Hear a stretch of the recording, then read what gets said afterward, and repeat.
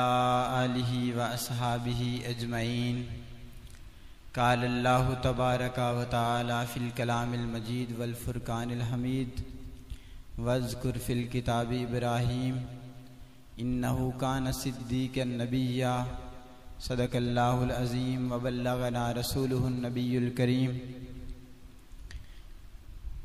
ان اللہ وملائکتہ یصلون علی النبی یا ایہا الذین آمنوا صلوا علیہ وسلموا تسلیما۔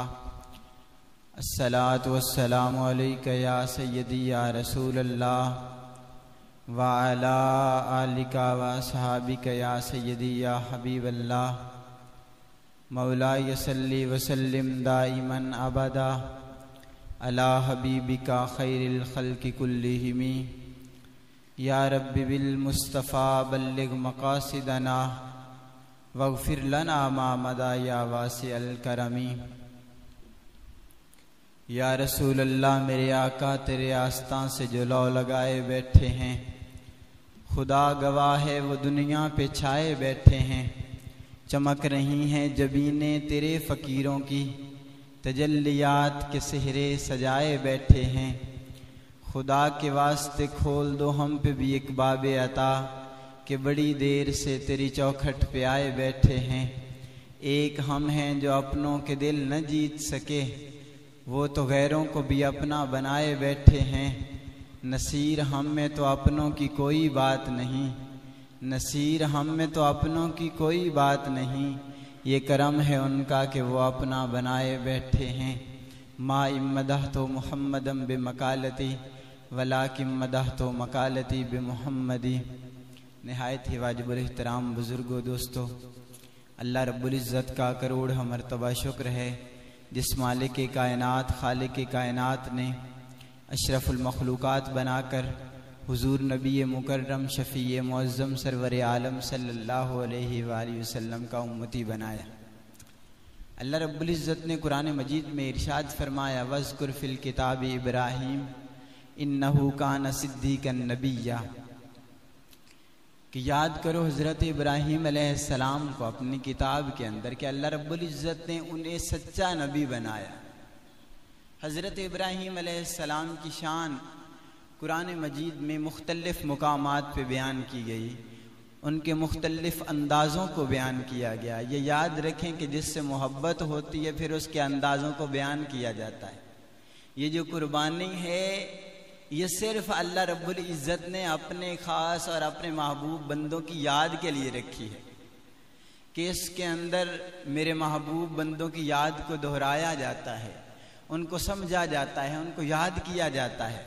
تو حضرت ابراہیم علیہ السلام وہ نبی ہیں کہ اللہ رب العزت نے انہیں اپنا خلیل بنایا، اور ایک مقام پہ ارشاد فرمایا اللہ رب العزت نے انہیں لوگوں کے لیے امام بنایا۔ تو مختلف اللہ رب العزت نے ان پہ عنایتیں کی، ان پہ اپنی مہربانیاں کی۔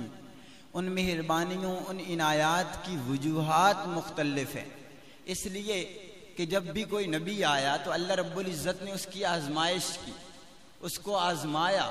تو جب کوئی نبی ہمیشہ یہ یاد رکھیں جب بھی کسی کو کوئی چیز عطا کی جاتی ہے تو اس سے پہلے اسے آزمایا جاتا ہے کہ آیا یہ اس قابل بھی ہے کہ اسے یہ چیز عطا کی جائے۔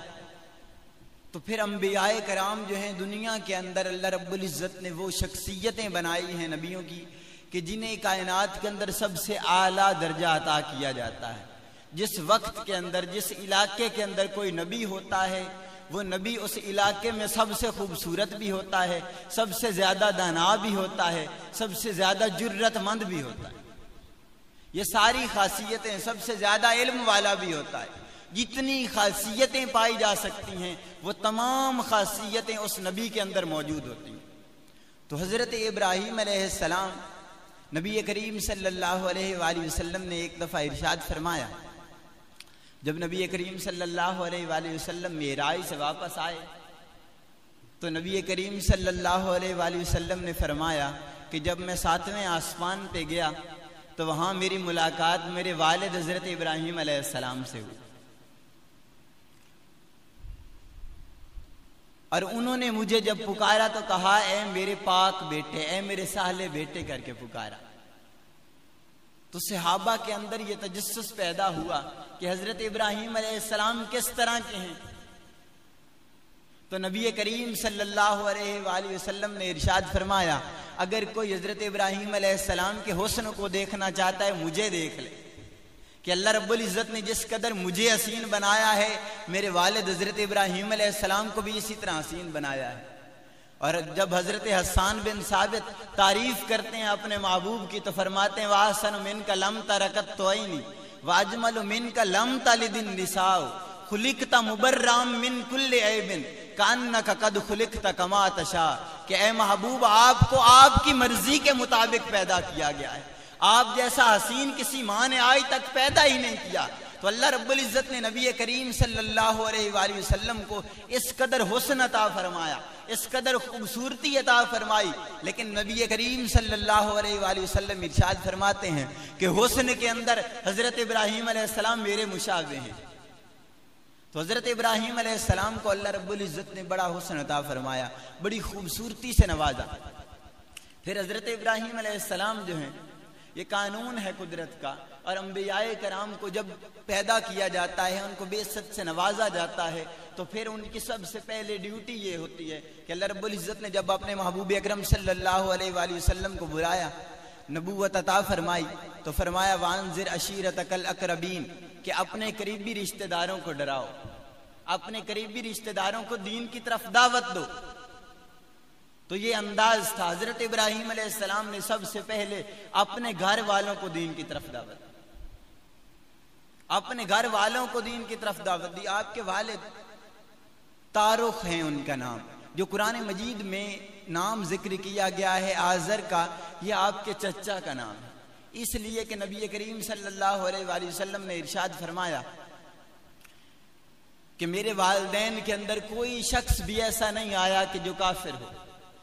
تو جو آزر تھا حضرت ابراہیم علیہ السلام کا چچا وہ کافر تھا, تو کسی بھی نبی کا جو والد ہے وہ کافر نہیں ہو سکتا, کسی نبی کا والد بھی کافر نہیں ہو سکتا.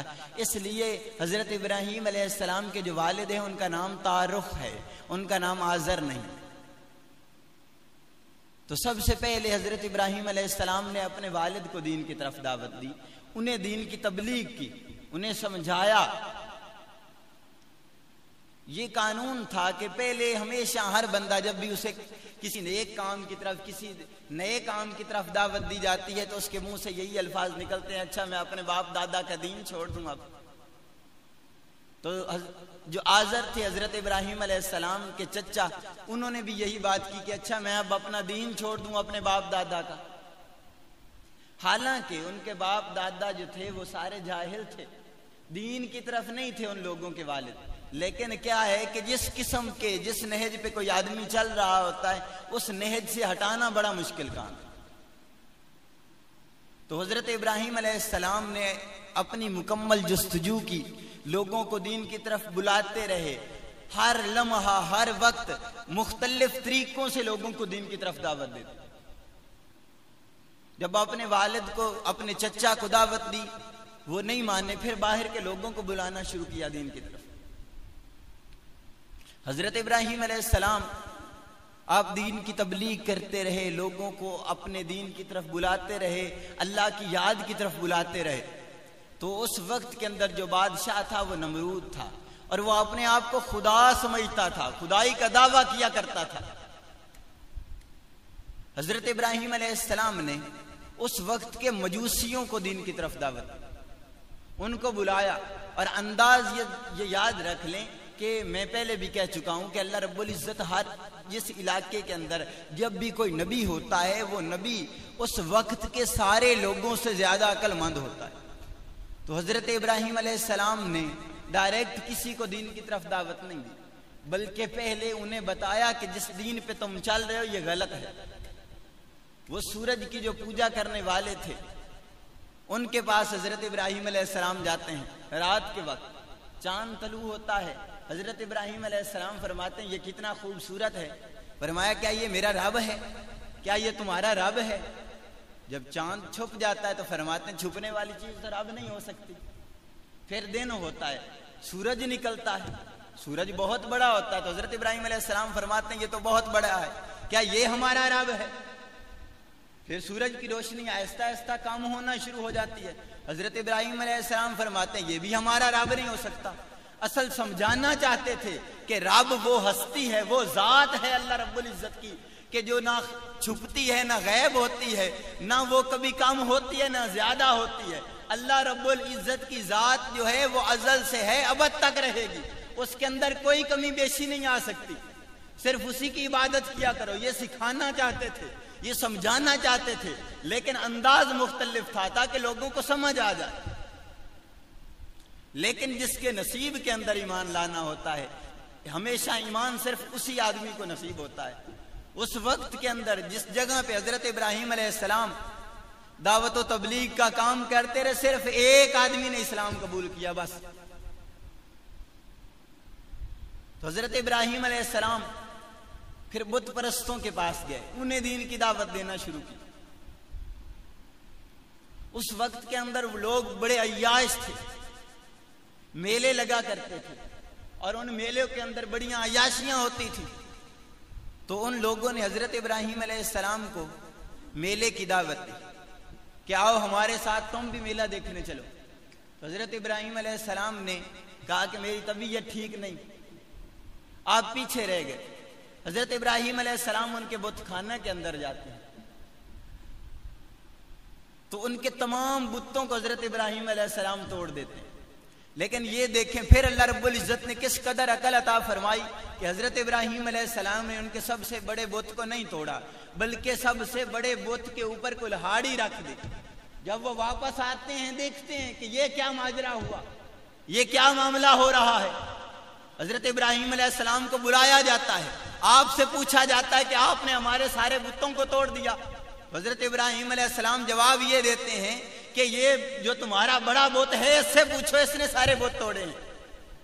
وہ سارے حیران پریشان رہ جاتے ہیں. آپ فرماتے ہیں اگر یہ بول سکتا ہے تو اس سے پوچھو نا، یہ تمہیں جواب دے. تو بت کہاں بولنے والے تھے، کہاں سننے والے تھے، کوئی جواب نہیں آتا. تو پھر وہ جو نمرود تھا، جو خدائی کا دعویٰ کرنے والا تھا، حضرت ابراہیم علیہ السلام کو اپنے دربار کے اندر بلاتا ہے، آپ سے سوالات و جوابات کرنا شروع کر دیتا ہے. حضرت ابراہیم علیہ السلام فرماتے ہیں کہ میرا رب وہ ہے جو زندہ بھی کرتا ہے اور مارتا بھی. اب وہ نمرود تھا، اس کے دل کے اندر یہ بات آئی. ابن کثیر تفسیر کے اندر یہ انہوں نے واقعہ نقل کیا ہے کہ اس کے دل کے اندر یہ بات آئی یہ کام تو میں بھی کر سکتا ہوں. تو اس نے 2 قیدیوں کو بلوایا.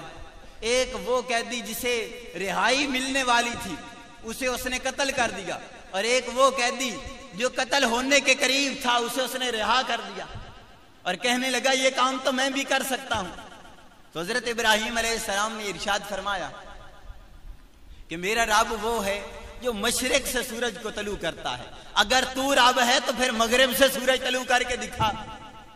اب قرآن نقل کرتا ہے فبوہت الذی کفر، کہ وہ آدمی، وہ جو نمرود تھا وہ مبہوت ہو گیا، وہ کافر مبہوت ہو گیا، پریشان اور حیران ہو کے رہ گیا. اب اس کے پاس کوئی جواب نہیں تھا کہ جو جواب دیتا حضرت ابراہیم علیہ السلام. اب اس نے پھر طریقہ یہ لگایا کہ کسی نہ کسی طریقے سے حضرت ابراہیم علیہ السلام کو ختم کیا جائے. تو حضرت ابراہیم علیہ السلام کے لیے پھر آگ کو جلوایا گیا. تفسیر ابن ابی حاتم کے مفسر وہ نقل کرتے ہیں کہ اس قدر آگ نہ پہلے کبھی جلائی گئی نہ بعد میں کبھی جلائی گئی جتنی آگ حضرت ابراہیم علیہ السلام کے لیے جلائی گئی. اب جب آگ جلوا دی گئی پھر پھینکنے کا وقت آیا، کوئی ایسی چیز نہیں مل رہی تھی کس طریقے سے پھینکا جائے. حضرت ابراہیم علیہ السلام اللہ رب العزت کے ذکر کے اندر مشغول ہیں. جبریل امین حضرت ابراہیم علیہ السلام کی بارگاہ میں حاضری دیتے ہیں، عرض کرتے ہیں کہ حضور میرے لیے کوئی حکم ہو تو بتائیے. حضرت ابراہیم علیہ السلام ارشاد فرماتے ہیں کیا تو اللہ رب العزت کی طرف سے آیا ہے؟ تو حضرت جبریل امین عرض کرتے ہیں نہیں. تو حضرت ابراہیم علیہ السلام جواب دیتے ہیں میرا مالک میرے دل کے رازوں کو جانتا ہے، اسے میرا علم ہے، وہ خود اس کا بندوبست کر لے گا، مجھے تمہاری کسی مدد کی کوئی ضرورت نہیں. یہ وہ لوگ تھے جو توکل کا درس دیا کرتے تھے ہر وقت. اللہ رب العزت پہ بھروسے کا درس دیا کرتے تھے. فرمایا حسبی اللہ، میرے لیے اللہ ہی کافی ہے. تو پھر اللہ رب العزت کافی ہی ہوتا ہے. بارشوں کا جو فرشتہ تھا، بادلوں والا جو فرشتہ تھا، وہ تو صرف اسی انتظار کے اندر منتظر تھا کہ اللہ رب العزت کا حکم آئے اور میں اس قدر بارش برساؤں کہ اسی وقت آگ ختم ہو جائے. لیکن اللہ رب العزت نے نہ حضرت جبریل امین کو کوئی حکم دیا، نہ بارشوں کے فرشتے کو کوئی حکم دیا، ڈائریکٹ اللہ رب العزت نے آگ کو حکم دیا. فرمایا قلنا یا نارو کونی بردم وسلاما علی ابراہیم. فرمایا اے آگ ابراہیم علیہ السلام پر ٹھنڈی بھی ہو جا اور سلامتی والی بھی ہو جا. یہ نہیں کہا کہ صرف ٹھنڈی ہو جا، کہ اگر اللہ رب العزت ارشاد فرماتا ٹھنڈی ہو جا تو بہت زیادہ ٹھنڈی ہو جاتی. فرمایا ٹھنڈی ہو جا اور سلامتی والی ہو جا، ایسی ہو جا کہ جس کے اندر میرے نبی حضرت ابراہیم علیہ السلام آرام فرما سکیں، بیٹھ سکیں. اللہ رب العزت اپنے محبوب بندوں کا دھیان فرماتا ہے، ان کا خیال رکھتا ہے. بندہ اللہ رب العزت کا ہو کے تو دیکھے. جب بندہ اللہ کا ہو جاتا ہے پھر اللہ رب العزت فرماتا اب تو میرا ہو گیا، تیرے سارے معاملات میرے لیے ہو گئے. پھر اللہ رب العزت بندے کے لیے ہو جاتا ہے اور اس کے تمام معاملات کا کارساز بن جاتا ہے. جب بندہ پریشان ہوتا